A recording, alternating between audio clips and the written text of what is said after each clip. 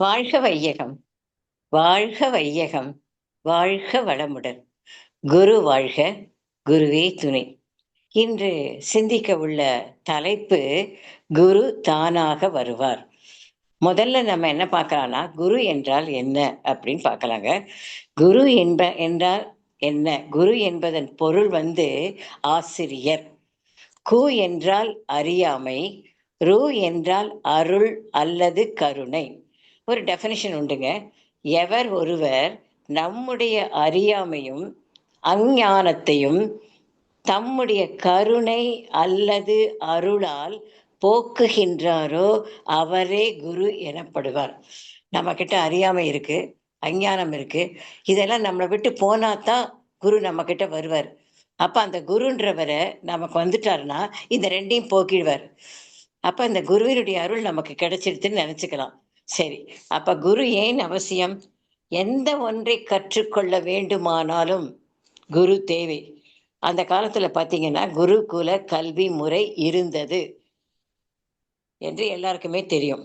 அப்ப இந்த குரு எதற்கெல்லாம் தேவை? கல்வி படிக்கிறோம், எஜுகேஷன், விளையாட்டு, நடிப்பு, பாட்டு, இசை வாத்தியங்கள் கையாளுதல், இதுக்கு எல்லாமே கற்க கசடர கற்பதற்கு குரு தேவை. அது போலவே ஆன்மீகத்தில் மேம்பட்டு விளங்க குரு தேவை. அப்ப குரு அவசியம் என்பதை நம்ம தெரிஞ்சுக்கிட்டோம். உலகில் பிறந்துள்ள ஒவ்வொரு மனிதனும் எல்லாருமே இவங்கதான் குரு இவங்களுக்கு தான் குரு தேவை, அவங்களுக்கு தான் குரு தேவைன்றதெல்லாம் கிடையாது. உலகில் பிறந்துள்ள ஒவ்வொரு மனிதனுக்கும் குரு மிகவும் அவசியம் என்று கடோப உபநிடதம் கூறுகிறது. உபநிடதங்கள் மொத்தம் 18ங்க. அந்த 18ல ஒன்றுதான் கடோப உபநிடதம். அந்த கடோப உபநிடதம் என்ன சொல்றதுன்னா, எல்லாருக்குமே குரு தேவைதான் அப்படின்னு சொல்லுது. சரி, ஓகே. ஏன் குரு தேவை அப்படின்னு அந்த கடோப உபநிடத்துல விளக்குறாங்க. என்னன்னு கேட்டீங்கன்னா, நம்ம தேவையில்லாத விஷயங்களை பத்தி நம்ம சிந்தனை செய்து கொண்டே இருக்கோம். ஒண்ணு பாஸ்ட்ல இருப்போம், இறந்த காலத்துல இருப்போம். ஒண்ணு ஃபியூச்சர்ல இருப்போம். இது எதிர்காலத்துல இப்படி பண்ணலாமா, அப்படி பண்ணலாமா, இப்படி நடக்குமா, அப்படி நடக்குமா, ஒரு பயந்துகிட்டே இருப்போம். ஆனா நிகழ்காலத்துக்கு நம்ம வரமாட்டோம். ஒவ்வொரு மனிதனும் அப்படிதான் இருக்காங்க. அப்ப தேவையில்லாத இதெல்லாம் தேவையில்லாத விஷயம். அதைத்தான் நம்ம என்ன செய்றோம்? சிந்தனை செய்து கொண்டே இருக்கிறோம். அப்படி சிந்தித்து கொண்டே இருந்தோமானா, நான் சொல்லலைங்க, கடோபநிடதம் சொல்லுகிறது. சிந்தித்து கொண்டே இருந்தால் நம் வாழ்க்கை அர்த்தமில்லாததாக இருக்கும். இப்படி எதையாவது மனசை போட்டு குழப்பிக்கிட்டே இருந்தோம்னா, நம்ம அர்த்தமில்லாத ஒரு வாழ்க்கையை தான் நம்ம வாழ்கிறோம் என்பது தெரியும். அப்ப ஒவ்வொரு மனிதனுக்கும் ஆன்மீகத்தை பற்றிய சிந்தனை மிகவும் அவசியம். ஆன்மீகத்தை பற்றிய சிந்தனை இருந்தாதான் நமக்கு குரு வருவார். அப்ப அதனை பற்றி தேடுதல்களும் நாம் மனதில் நினைத்து கொள்ள வேண்டும். ஆன்மீக சிந்தனை வந்துட்டு எப்படி ஆன்மீக சிந்தனை வந்தது, என்ன பண்ணணும், என்ன செய்யணும், ஆன்மீகத்துல எப்படி மேம்பட்டு விளங்கணும், ஒவ்வொரு ஸ்டெப்பா போய் ஆன்மீகத்துல எப்படி முன்னேறணும் அப்படின்றது நாம தெரிஞ்சுக்கணுங்க. அப்ப அந்த மாதிரி நம்ம தேடுதல்கள் நம்மிடம் இருக்குமாயின் வருவார்.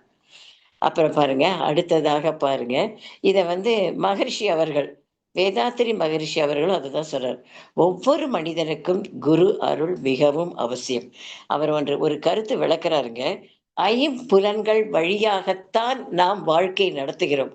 ஆனால் ஐம்புலன்களின் தான் வாழ்வின் நோக்கம் என்று இருத்தல் கூடாது.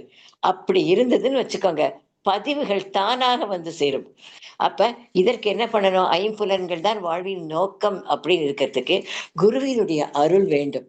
ஒரு எக்ஸாம்பிள் சொல்றாருங்க. ஒரு மனிதன் என்ன பண்றான்னா, சூதாட்டம் விளையாடுல ரொம்ப இன்ட்ரெஸ்டா இருக்கான், ரொம்ப ஆர்வமா இருக்கான். அதுலதான் கவனம் செலுத்தி செலுத்தி அதுவே 24 மணி நேரமும் அதை விளையாடி கொண்டு அதிலே மயங்கி கிடக்கிறான். எதையுமே அவன் சிந்திக்கிறதே இல்லை. அது மீண்டும் மீண்டும் திரும்ப திரும்ப திரும்ப விளையாடிட்டு இருக்கான். அப்ப அந்த மனிதன் குடும்பத்தை பற்றியோ லாப நஷ்டத்தை பற்றியோ எண்ணமே வராது. நமக்குன்னு ஒரு குடும்பம் இருக்கே, நம்ம வாழ்க்கைன்னு ஒண்ணு இருக்கேன்னு எண்ணமே வராது. அப்ப அந்த மாதிரி அந்த அந்த விளையாட்டிலேயே அவன் கவனம் வைத்துக்கொண்டு தன்னை சீரழித்துக் கொள்கிறான். இதைத்தான் புலன் இன்பத்தில் அவன் சீரழிகிறான் அப்படின்னு சொல்றான். அப்ப இவ்வாறாக புலனின்பத்தில் மனம் சிக்கினால் ஆன்மீக தேடலே இருக்காது. அப்ப அந்த மனிதன் சூதாட்டம் ஆடுவதுதான் வாழ்வில் குறிக்கோளாக இருக்கிறது அப்படின்னு சொல்றார். அப்ப ஆன்மீக தேடல் சிறிதளவு இல்லைன்னா, குரு தானாக வருவது என்பது இயல்பான காரியம் அன்று. இப்ப நம்ம உலகத்துல வந்து நெறைய பேர் இருக்காங்க. என்னன்னா சில பேர் சினிமா பார்த்துக்கிட்டே இருப்பாங்க. எந்த சினிமா வந்தாலும் முதல் ஷோ, 2வது ஷோ கட்டாயம் போயே ஆகணும். அதுல இல்லைன்னா அவங்களால வந்து நிம்மதியாவே இருக்க முடியாது. அப்ப அதுதான் வாழ்வினுடைய நோக்கம்னு ஒரு சிலர் நெனச்சிட்டு இருக்காங்க. அப்படிப்பட்ட மனிதனுக்கும் குரு அமைவதில் கடினம். சில பேர் இருக்காங்க, வீடுகள எப்ப பார்த்தாலும் டிவி பார்த்துட்டு இருப்பாங்க. எப்ப பார்த்தாலும் WhatsApp நோண்டிட்டு இருப்பாங்க. அதுதான் வாழ்வினுடைய குறிக்கோள், வாழ்வினுடைய நோக்கம் அப்படின்னு அவங்க நெனச்சுட்டே இருப்பாங்க. இப்ப இந்த மாரி இருப்பவங்க வந்து, நாம பிறந்திருக்கோமே, ஆன்மீகத்துல முன்னேற வேண்டாமா? அப்படின்ற எண்ணமே அவங்களுக்கு வராது. ஆக, ஐம்புலன்கள் மூலம் வாழ்வதே அவர்கள் விரும்புவார்கள். அதுதான் வந்து வாழ்வினுடைய நோக்கமாக அவர்களுக்கு இருக்கும்.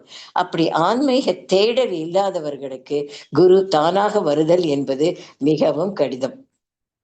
சரிங்க. அப்புறம் அடுத்தது பார்த்தீங்கன்னா, இதையெல்லாம் எதுக்கு சொல்ல வரோம் அப்படின்னா, ஆ குரு தானாக அமைய வேண்டும்னா, ஆன்மீக தேடல் தேவை அப்படி சொல்லணும். சரி, ஆன்மீக தேடல் அப்படின்னு சொல்லும் பொழுது, நமக்கு பக்குவப்பட்ட மனநிலை வர வேண்டும். பக்குவப்பட்ட மனநிலை என்பது என்னன்னு கேட்டீங்கன்னா, நான் இந்த உலகத்துல பிறந்திருக்கேன், பிறந்துள்ளேன். என்னப் பத்தி எதுவுமே தெரியல அப்படின்னு. அப்படிப்பட்ட ஒரு சிந்தனை அல்லது தேடல் வருவது பக்குவப்பட்ட மனநிலை. இந்த உலகத்துல நம்ம பிறந்தாச்சு. அப்ப பிறந்த உடனே நம்ம என்னத்துக்கு இந்த மாரி பல விஷயத்துல கவனம் வச்சுட்டு வாழ்க்கைய நடத்தணும்? அதனால என்ன செய்யணும்னு தெரியல. அதுக்காக நமக்கு ஒரு ஆன்மீக தேடல், நமக்கு ஒரு சிந்தனை வர வேண்டும். இந்த பக்குவப்பட்ட மனநிலையில் ஒரு மனிதன் வாழ்வானானால், குரு தானாக வருவார். அப்படின்னு சுவாமிஜி சொல்றாங்க. அப்ப இல்லையா? ஒரு ஒரு ஒரு விஷயம். இவனோட பெற்றோர்கள், சரி அவனுக்கு தான் மனசு பக்குவப்படவில்லைன்னு வச்சுக்கோங்க. இவனோட பெற்றோர்கள் என்ன, பெற்றோர்கள் குரு தேவை. இவனுக்கு ஆன்மீக தேடலே இல்ல, குரு தேவை என்று அவர்கள் நினைத்திருந்தாலும், அந்த எண்ணத்தின் ஆற்றல், எண்ணத்தின் அழுத்தம் குருவை தேடிக் கொண்டு வந்து விடும். அடுத்ததாக மனிதன் கர்மா, கர்ம வினை, அவனுடைய சிந்தனை, தெளிவு, அறிவு, அவனுடைய வேகம் இவை யாவுமே குருவை கொண்டு வந்து கொடுத்துவிடும். சிந்தனை இருக்கணும். நம்ம வந்து ஆன்மீகத்துல முன்னேற வேண்டும்னு ஒரு வேகம் இருக்கணும். ஒரு தெளிவான சிந்தனை இருக்கணும். அறிவு இருக்கணும். அப்ப அந்த மாரி இருந்ததுன்னா, குரு தமக்கு தானாக வருவார். அப்ப அந்த மாரி ஒரு குரு தானாக வந்துட்டா, அந்த குரு என்ன சொல்றான்னு நம்ம கேட்க ஆரம்பிச்சுட்டோம்னா, குருவினுடைய சொல் அப்ப அந்த மனிதனுடைய உள்ளுணர்வை தூண்டி, குருவினுடைய பாதையில் செல்லத் தோன்றும். அவருடைய வார்த்தை, அவருடைய உபதேசங்கள், அவர் போதிக்கின்ற கருத்துக்கள், குருவினுடைய போதிக்கின்ற கருத்துக்கள் எல்லாத்தையும் நம்ம கேட்டோம்னு வச்சுக்கோங்க. நம்ம இன்ட்யூஷன் உள்ளுணர்வை தூண்டிடும். அப்ப குருவின் பாதையில நம்ம செல்லத் தோணும். அப்ப குருவின் பாதையில செல்லத் தோணுனா, நம்ம வாழ்க்கை வந்து சிறப்பாக இருக்கும். அததான் அவர் பாடல்ல ஞானக்களஞ்சியம் பாடல்ல மகரிஷி என்ன சொல்றார்ன்னா, "எவர் ஒருவர் குருவை மதித்து ஒழுகினாலும், தப்பாது குரு உயர்வு மதிப்போர் தம்மை தரத்தில் உயர்த்தி பிறவிப் பயனை நல்கும்." அந்த குருவினுடைய உபதேசத்தை நம்ம கேட்க கேட்க பிறவி பயன் என்றது வாழ்வின் நோக்கம். அப்ப வாழ்வின் நோக்கம் என்பது ஆன்மீக தேடல், இறைநிலையை அடைதல். அந்த பிறவி பயனை நமக்கு நல்கும். அடுத்ததாகங்க ராமகிருஷ்ணன் ஒன்று சொல்லுவார். ஒருத்தன் வந்து தண்ணீர மூழ்கிட்டு இருக்கான். அவனுடைய மனநிலை எப்படி இருக்கும்? எப்படியாவது நீரில் நின்று வெளியில வந்துடணும். நம்ம மூச்சு விடணும். வெளியில வந்துட்டு மூச்சு விடணும். அப்படின்னு ஒரு தீவிர முயற்சி செய்வான். தண்ணிக்குள்ள விழுந்துட்டவன் தீவிர முயற்சி செய்வான். அது போலவே ஒருவனுக்கு ஆன்மீகத்தில் முன்னேற வேண்டும் என்ற தீவிர எண்ணம் இருக்குமாயின், அவர் குரு தானாக வருவார். அப்ப அந்த மாதிரியாக உலகினுடைய நடக்கக்கூடிய விஷயங்கள் அனைத்தும் இறை சித்தத்தின் படிதான் நடக்கின்றன என்பதை மனிதர்கள் எல்லாருமே அறிய வேண்டும். ஏன்னா, அடுத்ததாக பக்குவப்பட்ட மனநிலை அப்படின்னு சொல்லும்போது, ஆன்மீக தேடல் தீவிரமான எண்ணம் இருக்கணும்னு நம்ம பார்த்தோங்க, சிந்திச்சோங்க. அடுத்ததாக வந்து அந்த நிகழ்வுகள் அனைத்துமே இறை சித்தம் தான். நல்லது நடந்தாலும் இறை சித்தம் தான். கெட்டது நடந்தாலும் இறை சித்தம் தான். அப்புறம் "அவனின்றி ஓரணுவும் அசையாது" என்பது சொல் வழக்கு, பழமொழி. அத நாம உணரணும். அடுத்தது இறை சித்தம் என்று உணர வேண்டும். அவனின்றி ஓரணுவும் அசையாது என்பதை உணர வேண்டும். உலகில் எதுவுமே நிரந்தரம் இல்லை. அப்படி என்பதை உணர வேண்டும். எதுவுமே நிரந்தரம் இல்ல. அதை நினைச்சுக்கணும். சில பேர் இதுதான் நிரந்தரம் அப்படின்னு நினைச்சிட்டு வாழ்க்கையை நடத்துறாங்க. இல்ல. அதுக்கு தான் ஒரு எக்ஸாம்பிள் இருக்குங்க.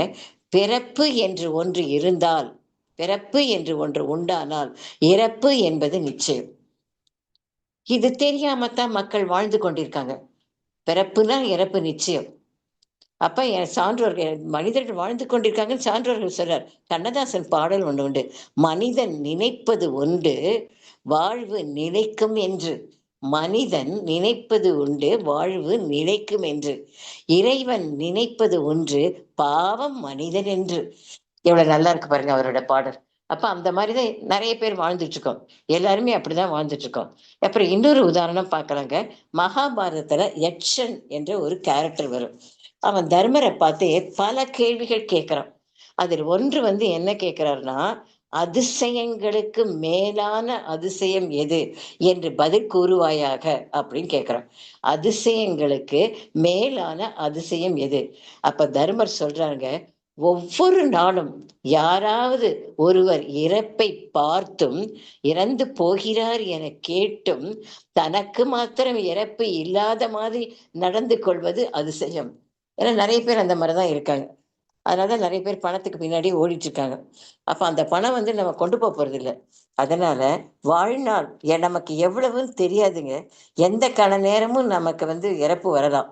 அதை வீணாக்காமல ஆன்மீகத்தில் முன்னேற வேண்டும் என்று ஒருவர் நினைப்பானால் குரு தாமாக வருவார். ஏன்னா நமக்கு ஒரு பல வருடங்களுக்கு முன்னாடி நம்ம ஒரு நிகழ்வு சந்திச்சோம்.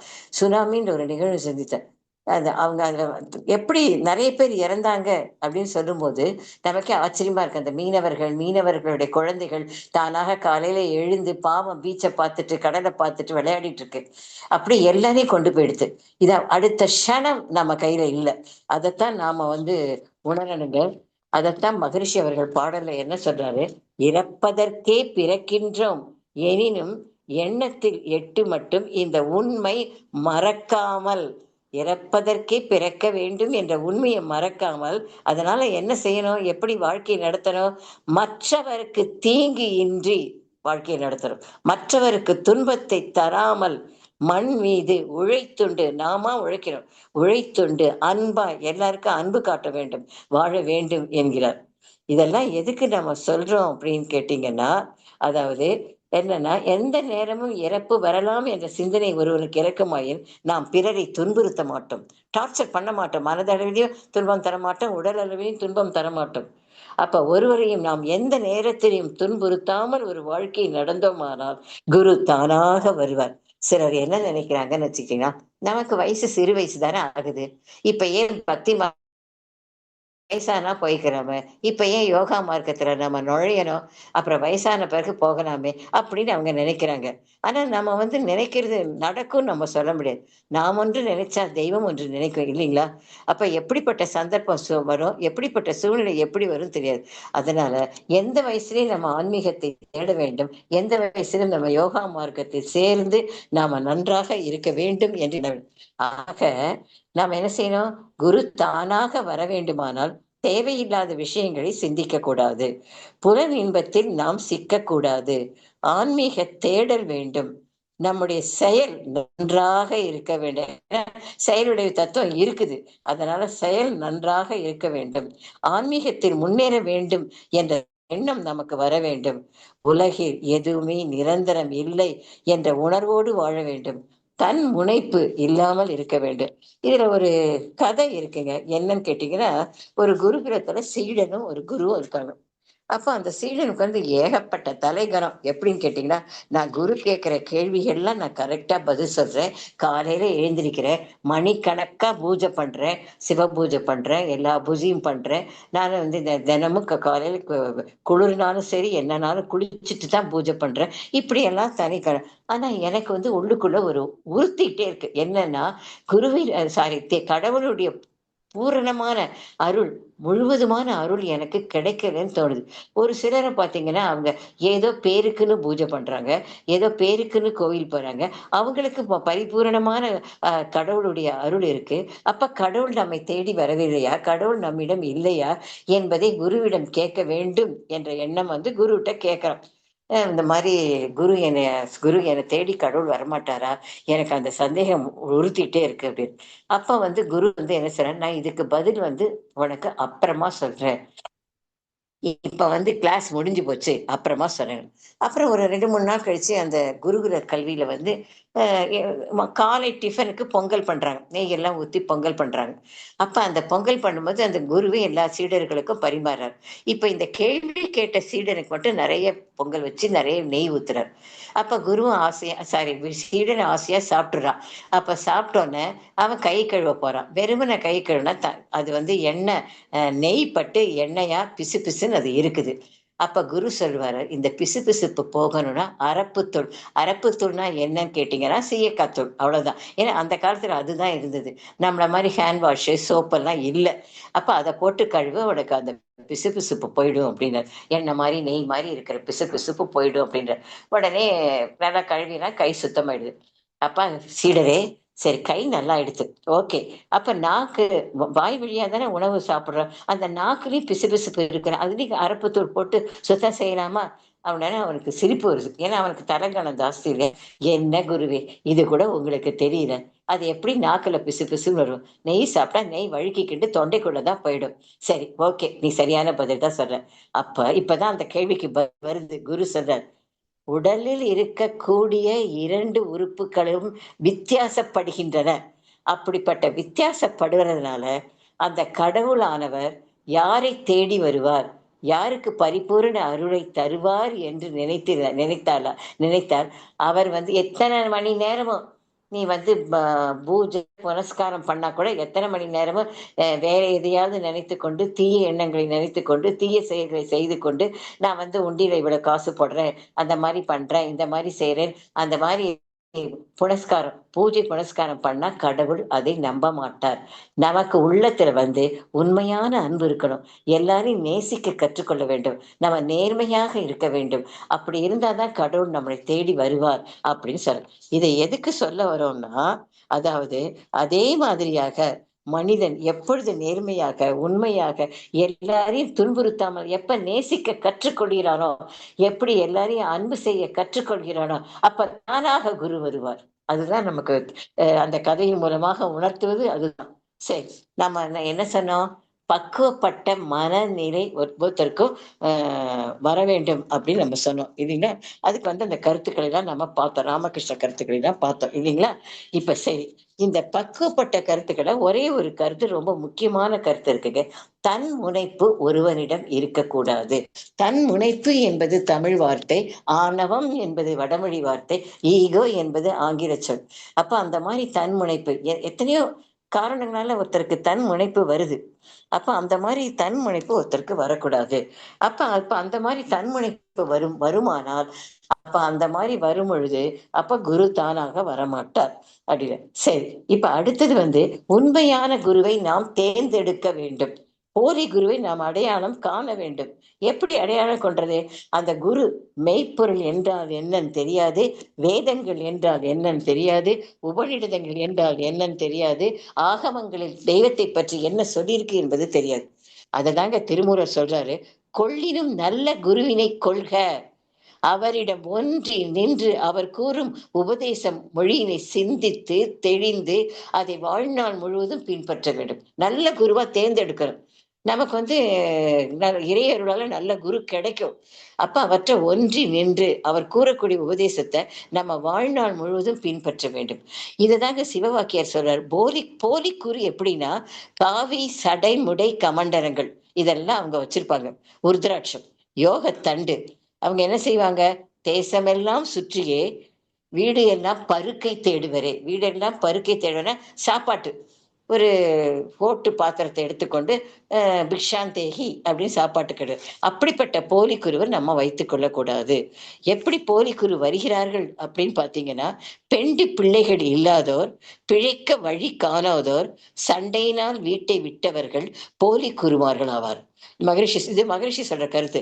இதனை அறியாத மக்கள் வேஷம் போட்டுக் கொண்டுள்ள மனிதனை பார்த்து முன்பின் அறியாது, ஓ இவர் பெரிய மகான். ஏன்னா சிவவாக்கியர் சொன்ன மாதிரி தாடி, அப்புறம் வந்து யோக தண்டு, அந்த மாதிரிலாம் வச்சிருக்காங்க காவி உடை.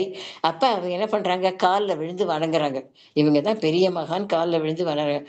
ஒரு சிலர் என்ன பண்றாங்க, ஐயோ இப்படிப்பட்ட மகானுக்கு நம்ம தேவையானதை வீட்டுல சமைச்சு கொண்டு வரணும் அப்படின்னு சொல்லி சமைச்சு கொண்டு வந்து போட்டுருவாங்க. அப்ப இந்த மாதிரி எல்லாம் நம்ம போதி குருவை நாம் அடையாளம் காணக்கூடாது. இறை அருளால் உண்மையான குரு நமக்கு கட்டாயம் நிச்சயமாக கிடைக்கும். அதற்கு மனப்பக்குவப்பட்ட நிலை நமக்கு வர வேண்டும் அப்படின்னு சுவாமிஜி சொல்றாங்க. சரி, குரு கிடைச்சிட்டார். அப்ப குருவால் சீடன் அடையும் பயன்கள் என்ன? குரு கிடைச்சிட்டாரு, நம்ம சீடன் ஆயிட்டோம். நமக்கு என்ன பயன் கிடைக்குது அப்படின்னு பாத்தீங்கன்னா, உயிர்களின் பக்குவத்துக்கு ஏற்ப அவர்களின் உள்ளங்களில் இறை உணர்வை அவர் தருகிறார். உள்ளங்களில், அதாவது அவங்க பக்குவத்துக்கு ஏற்ப அவர் இறை உணவை ஊட்டுகிறார், தருகிறார். இறை உணர்வை விதைக்கிறார். அப்புறம் சீடனுடைய வினைகள் நீங்குகின்றன. அப்ப அவர் சொல்ற உபதேசத்த, அவர் சொல்ற பயிற்சிகளை நம்ம செஞ்சோமானா, நம்ம கர்ம வினைகள் நீங்குகின்றன. பிறவி தொடர் அறுக்கப்படுகிறது. எவ்வளவு பெரிய நன்மை பிறவி தொடர் அறுபடுதுன்னா. சீடன் குருவின் அருளால் ஞானம் அடைகிறார். ஏன்னா நமக்கு 6வது அறிவுள்ள மனிதன். ஞானம் நிச்சயமா வேணும். ஞானம் இல்லாம இருக்கக்கூடாது. அதனால ஞானம் அடைகிறார். அப்ப நிலவின் ஒளி, இது ஒரு உதாரணம் சொல்றாருங்க. நிலவின் ஒளி சூரிய ஒளியிலிருந்து வருகிறது. அதுபோல குருவின் தனி கருணை உலக மக்களுக்கு மெஞ்ஞானம் பெறுவது. நிலவின் ஒளி அப்படின்னு சொல்லும்போது பாடல்ல வருது, ஞானக்களஞ்சியம் பாடல்ல வருது. அப்ப நிலவோட ஒளி எதனால வருகிறது? சூரியன் தருகின்ற ஒளியினாலதான் நிலவு ஒளிர்கிறது. நிலவு வெளிச்சம் தருது. ஆனா நிலவு என்ன நினைக்குதா, இந்த சூரியனுடைய ஒளி நமக்கு என்னத்துக்கு, நமக்கே ஒளி வரும் அப்படின்னு நினைச்சா அது தன்முனைப்பு. அதான் பாடல சொல்வார், உன் முனைப்பு நில ஒளி. ரவினா சூரியன். ரவி போல உயர் குருவின் ஒளி என்று உணர்ந்து அடங்க. உனக்கு நீ இவ்வளவு மெஞ்ஞானம் அடைஞ்சிருக்க, இவ்வளவு ஞானம் உனக்கு வந்திருக்கு. நீ அவரோட உபதேசத்தை பெற்றிருக்க. அதனால அது குருவினுடைய அருள் தான். அது நான் இப்படி இருக்கேன், அந்த மாதிரி இருக்கேன் நம்ம நினைச்சோம்னா நமக்கு தன் முனைப்பு தான். ஆக சூரிய ஒளி வேண்டாம் என்று நிலவு நினைத்ததுன்னா அப்ப அது தன்முனைப்பு. அப்ப ஒருத்தனுக்கு தன்முனைப்பு இருக்குதுன்னு வச்சுக்கோங்களேன், தான் தனது என்ற பற்று வரும். தான் தனது என்ற பற்று வருமாயின், அது அருகுணங்களையும் கொண்டு வந்துவிடும். அப்ப அருகுணங்கள் என்பது பிறருக்கு துன்பத்தை இழைத்தல்.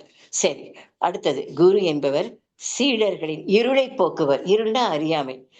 அதனால அறியாமை என்ற இருள் ஒருவனை விட்டு செல்கிறது. குரு உபதேசத்தால் சீடர்கள் ஐம்புலன்களையும் கட்டுப்படுத்தி அவன் யோகா வழியில் நின்று தன் வாழ்க்கையை அமைதியாக வாழ்கிறான்.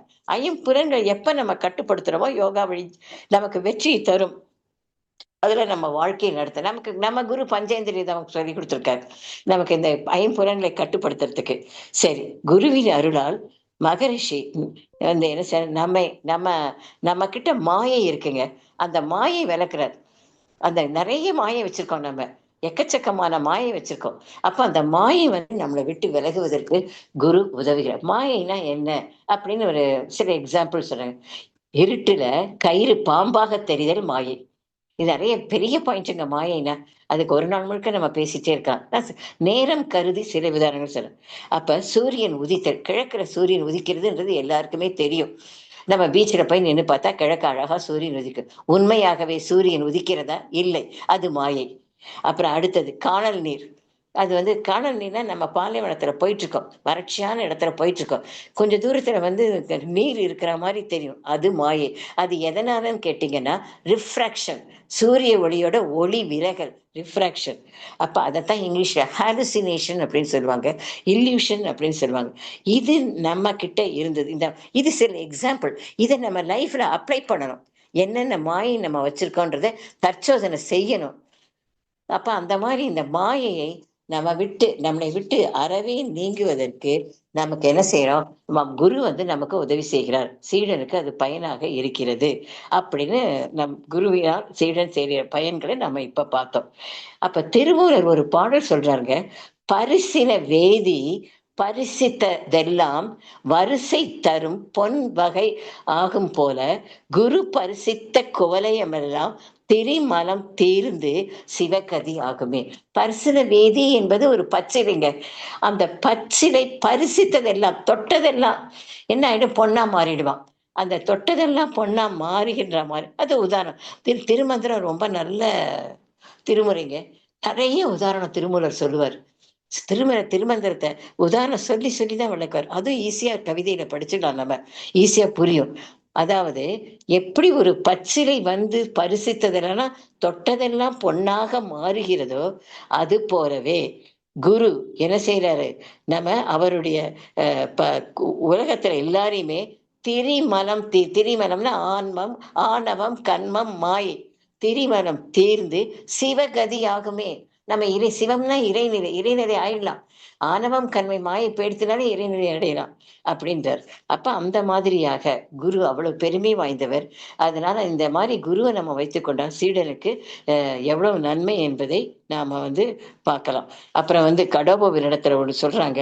குருவின் அருளால் சுய ஆராய்ச்சி அப்படின்னு சொல்லும்பொழுது என்னன்னா, தற்சோதனை.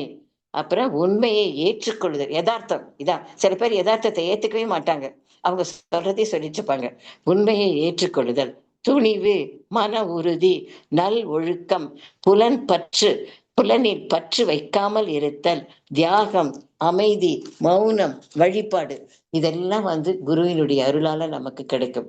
அதனால அந்த மாரி இருக்கும்போது, குருவினுடைய அ என்ன சொல்லுகிறாரோ, எதையெல்லாம் அவர் உபதேசிக்கிறாரோ, எதையெல்லாம் போதிக்கிறாரோ, நல்ல குரு.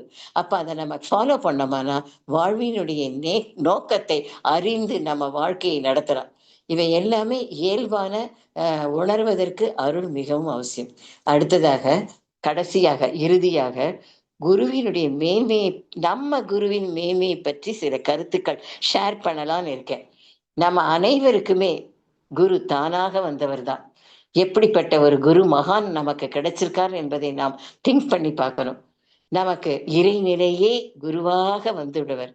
இந்த குரு மகானுக்கு என்ன பேருன்னு கேட்டீங்கன்னா, பாமர மக்களின் தத்துவ ஞானி. பாமர மக்களின் தத்துவ ஞானி. அதாவது பாமர மக்களுக்கும் தத்துவ கோட்பாட்டை எளிதில் புரிந்து கொள்ளும் விதத்தில் தெள்ளத் தெளிவாக உணர்த்துவர். ஒருத்தர் வந்து குரு மகான்ட்ட கேட்டாராம். சார், ஐயா, நான் வந்து யோகா கத்துக்கணும்னு ஆசைப்படுறேன். அதுக்கு என்ன டிகிரி படிச்சிருக்கணும்? எம்.ஏ படிக்கணுமா? அதுக்கும் மேலேயும் படிக்கணுமான்னு கேட்டிருக்கார்.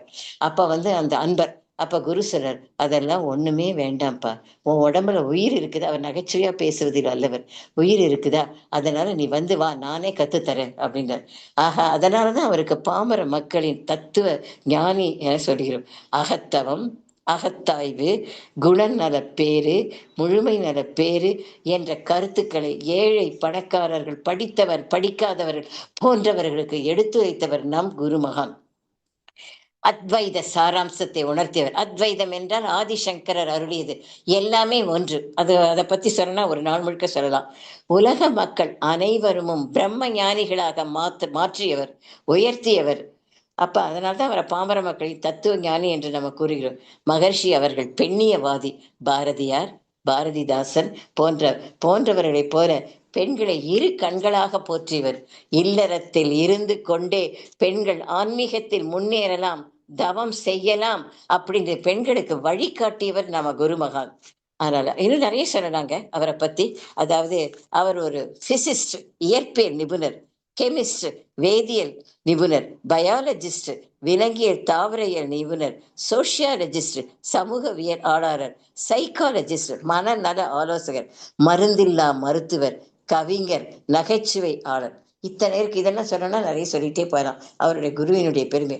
ஆக நம்ம குருவானவர், குரு மகான் என்பவர் நம் அனைவருக்கும் தாமாக வந்த குரு அவர்.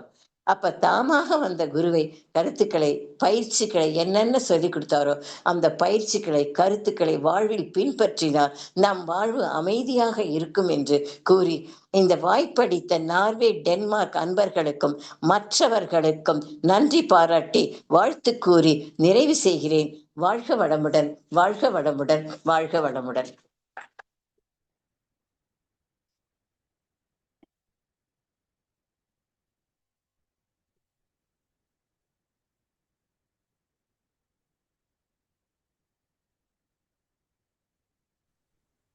வாழ்க வளமுடன் அம்மா. ஃபர்ஸ்ட் வாழ்க